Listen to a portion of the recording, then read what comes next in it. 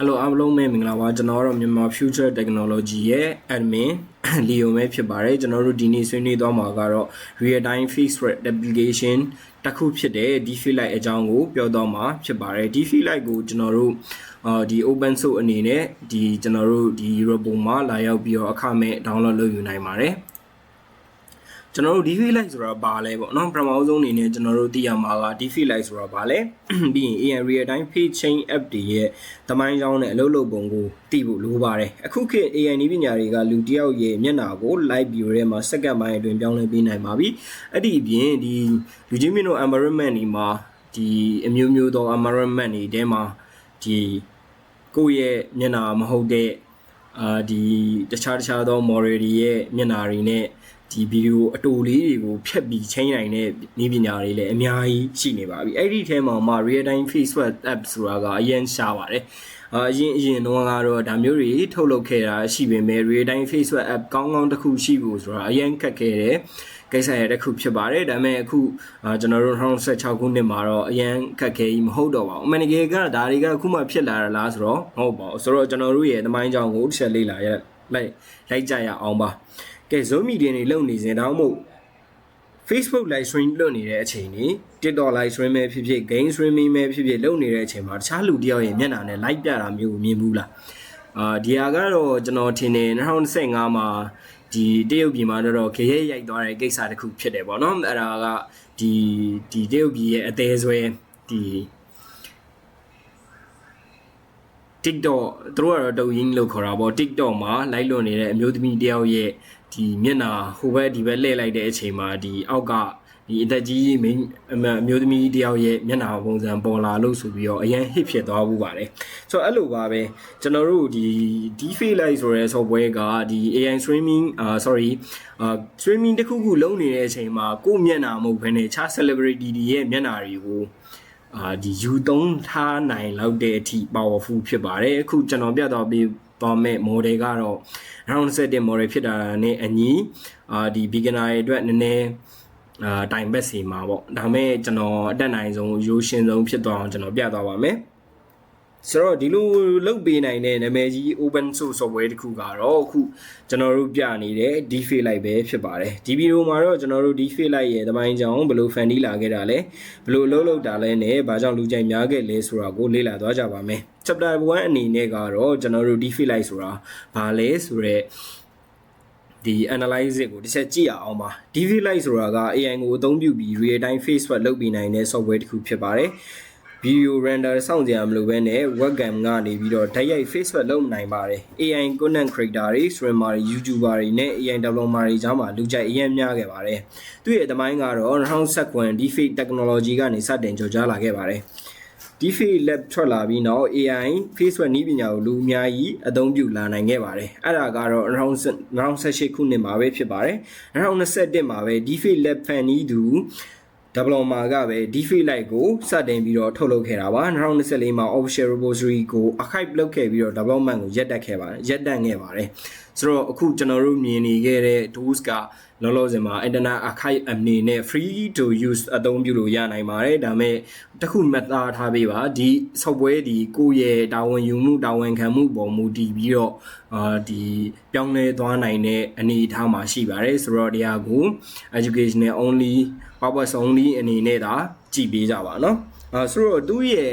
အလုပ်လုပ်ပုံကတော့အရင်ရိုးရှင်းပါတယ်ကျွန်တော်တို့ DeFi Lite ကို down မယ်ဆိုရင်ကျွန်တော်တို့ဒီအောက်မှာကျွန်တော်တို့ window repository ရှိပါတယ်အဲ repository ကနေပြီးတော့ကျွန်တော်တို့ download လုပ်ယူနိုင်ပါတယ်ကျွန်တော်ကတော့ download လုပ်ပြီးသားပါဆိုတော့DeFi Lite ဒီမှာကျွန်တော်တို့ DeFi Lite ဆိုရဲဒီ web file လေးကို run လိုက်တာနဲ့သူ့ကိုယ်ပိုင်ပြန်ပြီးတော့သူလုပ်ပေးနိုင်ပါတယ်ဒါမျိုးလေးကျွန်တော်ကတော့ဟိုလောလောဆယ်ဒီလိုပဲပြပါအောင်မယ်เนาะဆိုတော့သူ့ရဲ့အလုပ်လုပ်ပုံကတော့ကျွန်တော်တို့ camera source တွေကိုကျွန်တော်တို့ရဲ့ webcam ကနေပြီးတော့တိုက်ရိုက်ယူတယ်တိုက်ရိုက်ယူရဲကိုကတခြားသော webcam အသုံးပြုခြင်းနဲ့ဆိုလဲရပါတယ်เนาะဒီမှာကျွန်တော်တို့ OBS တို့ဘာလို့နဲ့လဲတွဲသုံးလို့ရတယ်ကျွန်တော်ကတော့အဲ့လိုတွဲသုံးမထားဘူးပေါ့เนาะပြီးရင်ကျွန်တော်တို့ face data တခုရှိတယ် face data သူကျွန်တော်တို့ရဲ့ဒီ face swap မလုပ်ခင်မှာကျွန်တော်တို့ဒီ tab တစ်ခုလုပ်တယ်ပေါ့နော်အဲ့လိုဒီ tab လုပ်တယ်ပြီးရင်သူ face ကို align ချိန်တယ်ဒီပြောင်းပြီးမဲ့မျက်နှာနဲ့ပြီးရင်ကျွန်တော်တို့သုံးမဲ့ model မျက်နှာနဲ့ကိုသူအဲ့လိုပြောင်း align လုပ်ပြီးမဲ့ပြန်ချိန်ပြီးမဲ့ဒီ model တစ်ခုရှိတယ်ပြီးရင်အဲ့ဒါပြီးမှကျွန်တော်တို့က face maker ဒီမျက်နှာကိုပြန်ပြီးတော့ mask လုပ်ပြီးမဲ့နေရာပေါ့နော်ဒီမှာလဲ margin ဆိုပြီးတော့တက်အနေနဲ့ရှိပါတယ်ပြီးတော့မှကျွန်တော်တို့က face swap လုပ်တယ်ဒါ inside အနေနဲ့လုပ်တယ်ကြွေကိုကအချိန်ရတယ်ဒီ model ကိုကိုယ်တိုင် train ပြီးသုံးပြုခြင်းပဲဆိုရင်ကျွန်တော်တို့က file source ထဲမှာကျွန်တော်တို့ကဒီမှာ video ဒါမှမဟုတ် image folder တွေကိုထည့်ပြီးတော့ကျွန်တော်တို့ကိုယ်ပိုင်ဒီ perfect ဖြစ်တဲ့ model တခု train ပြီးအသုံးပြုလို့ရပါတယ်ကျွန်တော်ကတော့အဲ့လို train ပြီးအသုံးပြုတာကိုဒီနေရာမှာအနေအရင်များတဲ့အတွက်ကြောင့်မလို့ကျွန်တော်မပြတော့ပါဘူးเนาะအဲဒီ technology ရဲ့ကျတော့အရင်အနေများတယ်ကျွန်တော်ဒီ video မလုပ်ခင်မှာလည်းအချိန်စဉ်းစားရတယ်ပေါ့เนาะနောက်ပိုင်းမှာကျွန်တော်ဒီ knowledge တစ်ခုအနေနဲ့ပဲ sharing လုပ်သွားမယ်ဆိုပြီးတော့ကျွန်တော်လုပ်ခဲ့တာဖြစ်တဲ့အတွက်ကြောင့်မလို့ DFM file တွေကို training လုပ်တာကိုကျွန်တော်လုံးဝပြတော့မှာမဟုတ်ပါဘူးဆိုတော့စလိုက်ရအောင်ကျွန်တော်တို့ဒီသူ့ရဲ့ camera တွေသူ့ရဲ့ model အလုပ်လုပ်ပုံကိုကျွန်တော်တို့သိပြီဆိုရင်သူ့ရဲ့ feature တွေကိုတစ်ချက်ပြောပါမယ်သူ့ရဲ့ feature တွေကကြတော့ကျွန်တော်တို့ live face swap support လုပ်ပါတယ်ပြီးရင်သူက OBS support လုပ်ပါတယ် visual camera အနေနဲ့လည်းသူက support လုပ်ပါတယ် webcam ကိုလည်းသူက support လုပ်ပါတယ် DAFM model လေးလည်း support လုပ်ပါတယ် GPU acceleration ကောင်းကောင်း control လုပ်နိုင်ပါတယ်အားနည်းချက်ကတော့နေပြီးတော့ GPU အားကောင်းရင်လိုအပ်ပါတယ်ကြွေကိုယ့်ရဲ့ computer မှာနေပြီးတော့ GPUကောင်းကောင်းမရှိဘူးဆိုရင်တော့သူကတိတ်ပြီးတော့အလုပ်လုပ်မှာမဟုတ်ပါဘူးသူမှလည်း system requirement အနေနဲ့သူ direct 8 train နဲ့ဒီ RDX 2070ကိုသူကဒီ recommend လုပ်ထားပါတယ် CPU ကိုလည်းဒီမှာသူ့ရဲ့ recommendation requirement system requirement မှာအသေးစိတ်ရေးပြပေးထားပါတယ်ဒီထက်ကောင်းရင်တော့ပိုကောင်းတာပေါ့နော်ကျွန်တော်တို့အခု Windows 11ကိုလည်းသွားနေပြီဆိုတော့ဒီထက်ကောင်းတာတွေစက်တွေဆင်ပြီးတော့အသုံးပြုနိုင်ရင်တော့ကျွန်တော်အခုပြတာပေးမဲ့ဗီဒီယိုတွေက quality ထက်ပိုပြီးတော့ကောင်းကောင်းရနိုင်ပါတယ်ကျွန်တော်က laptop မှာဆိုတော့အဲ့လောက်ကြီး quality ကောင်းကောင်းကြီးကျွန်တော်မျှော်လင့်မထားပါဘူးဆိုတော့ဆက်သွားလိုက်ရအောင်ကျွန်တော်တို့ဒီ AI model မှာဒီ AI model ကိုအသုံးပြုမယ်ဒီ software ကိုအသုံးပြုမယ်ဆိုရင်တော့ပထမတစ်ခုတတိထားရမှာကတော့ ethical use ဖြစ်ဖို့လိုပါတယ် AI face swap တွေကို content creation နဲ့ education ဒါမှမဟုတ် internet အတွက်အသုံးပြုနိုင်ပါတယ်တခြားသူရဲ့မျက်နှာကိုခွင့်ပြုချက်မရှိဘဲအသုံးပြုတာဒါမှမဟုတ်လိမ်လည်မှုသုံးဖို့သတင်းမှာဖြတ်ဝင်ခြင်းတွေလုံးဝမပြုလုပ်ရန်ကျွန်တော်ဒီနေရာကနေမြစ်တာရက်ခံပါတယ်ဆိုတော့ကျွန်တော်တို့ဒီ project ကိုစတင်ပြီးတော့စမ်းကြည့်ကြအောင်เนาะတခြားတယောက်ရဲ့မျက်နှာတကယ်ဖြစ်လာမလားပေါ့เนาะပြီးတော့ဒီ deepfake light ကို real time AI face swap နည်းပညာကိုလူအသုံးပြုနိုင်အောင်လမ်းဖွင့်ပေးခဲ့တဲ့ project ဖြစ်တဲ့အတွက်ကြောင့်မလို့ဒီ deepfake light ကို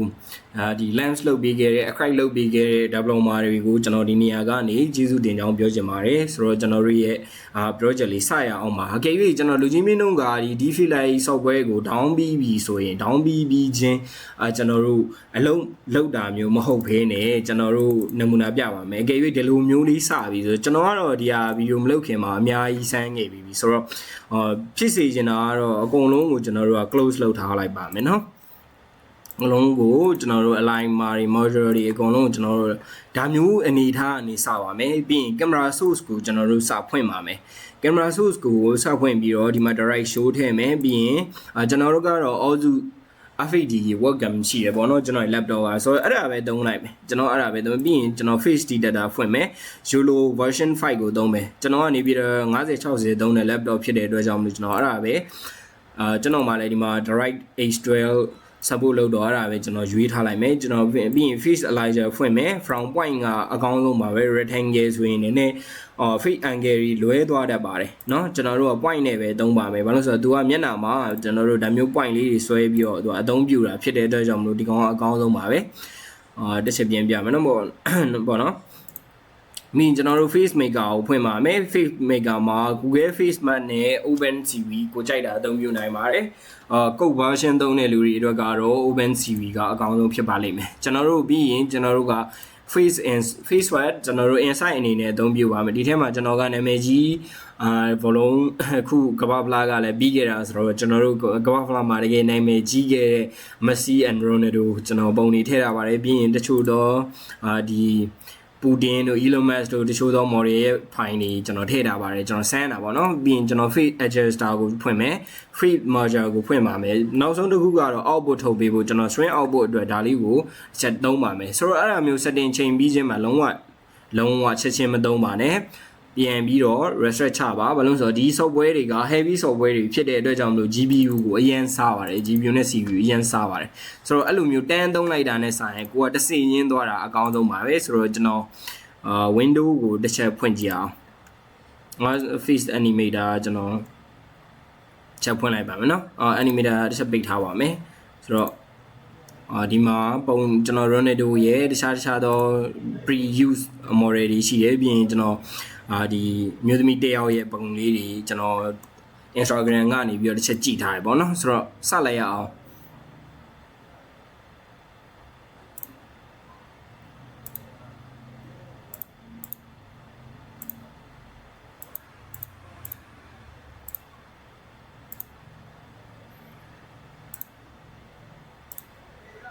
ဒါကတော့ကျွန်တော်ကဒီကင်မရာကအရင်ကြီးလဲအကောင်းကြီးဖြစ်မနေဘူးပြီးရင် lighting ကိုလည်းကျွန်တော်ကအတီးတန်အနေနဲ့ဆင်ထားတာမျိုးမရှိတဲ့အတွက်ကြောင့်မလို့ဒီလိုမျိုးဘာမှမဆင်ထားတဲ့အနေအထားတစ်ခုမှာတော့မှဒီကျွန်တော်တို့ရဲ့ celebrity တယောက်ရဲ့မျက်နှာကိုကိုယ့်ရဲ့မျက်နှာအနေနဲ့ swimming လုပ်နိုင်တာကတကယ်ကောင်းတဲ့အချက်လို့ပြောရပါမယ်ဒါကြောင့်မလို့ပဲကျွန်တော်ကဒီ video educational purpose only အနေနဲ့ပြောတာဖြစ်ပါတယ်ဒီမှာကြည့်ပါဒီကောင်ကတော့ကျွန်တော်တို့က from point ကနေလာတဲ့ပုံဖြစ်တဲ့အတွက်ကြောင့်လို့မျက်နှာပြင်အသေးစိတ်ကိုသူကဒီတေးယူထားတယ်ယူထားပြီးမှကျွန်တော်တို့ရဲ့တခြားသောဒီကျွန်တော်တို့သုံးတဲ့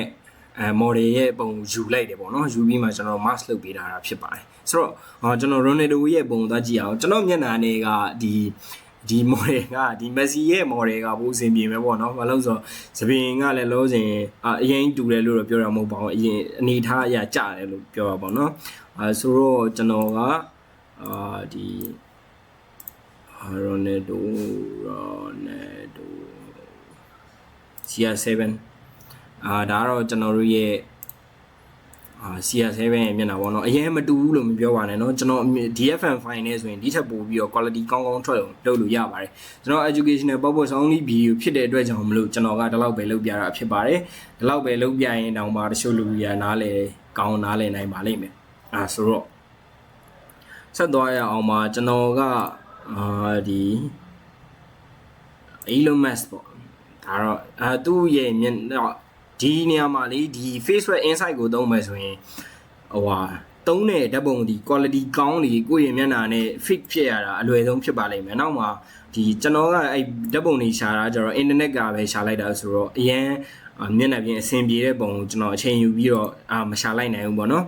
ဆိုတော့အဲ့ကြောင့်မလို့သူနည်းနည်းလေးဝါပါတယ်ကျွန်တော်နည်းနည်းလေးပြမယ်နည်းနည်းလေးဝါပါတယ်ဒီနှစ်ဖူးပြင်တွေပါတယ်မှာဆိုရင်ကျွန်တော်မီးကောင်းကောင်းရှိရင်တော့အဆင်ပြေတယ်နော်ဒီမှာအရင်ကတ်သွားတဲ့အချိန်မှာနှစ်ဖူးတွေဒီနေရာတွေမှာမဲတာတွေရှိပါတယ်နော်အဲ့ကြောင့်မလို့ဒီ lighting ကောင်းကောင်းလေးနဲ့ဆိုရင်တော့အဆင်ပြေပါတယ်နောက်တစ်ခုကြည့်အောင်ဒါတော့ပူတင်ပေါ့နော်ဒါတော့ပူတင်တိတ်တော့မတူဘူးပေါ့သူကမျက်နှာပြင်ကိုနဲ့လိုက်မဲ့မျက်နှာပြင်ကိုလေရွေးနိုင်ဖို့လိုပါတယ်နော်ကိုနဲ့လိုက်နဲ့လိုက်တဲ့မျက်နှာပြင်ကိုရွေးရင်ပို့အဆင်ပြေပါလိမ့်မယ်ဆိုတော့လက်တွေ့အနေနဲ့ကျွန်တော်တို့ရဲ့သမရာကြီးဆရာဒေါ်နယ်ထရန့်ရဲ့ပုံလေးတွေဒီ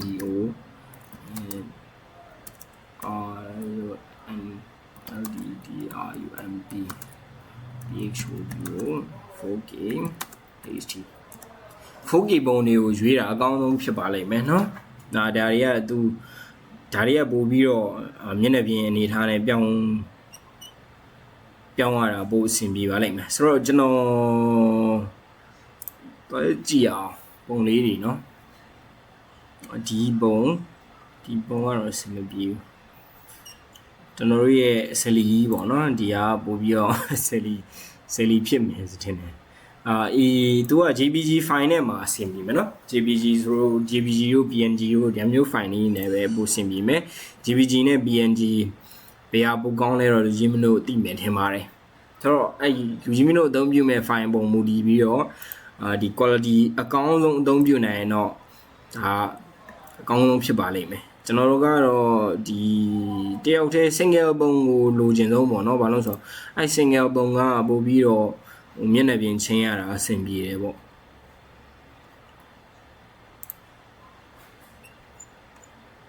ဒီပုံလေးပဲယူလိုက်ပါမယ်စီစင်မိခက်တာ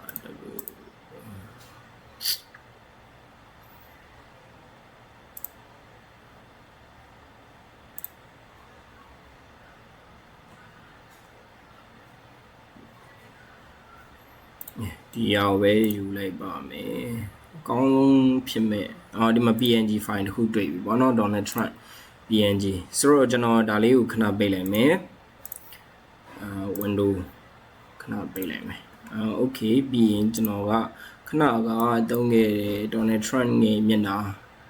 download လုပ်ခဲ့တဲ့ Donald Trump ရဲ့ open new window မှာယူလိုက်မယ် cap လုပ်လိုက်မယ် cap လုပ်ပြီးတော့ဒီမှာ user data လို့ရှိတယ် DFM model ရှိတယ် output string ရှိတယ်အဲ့ဒီထဲမှာ DFM model တဲ့ဒီက3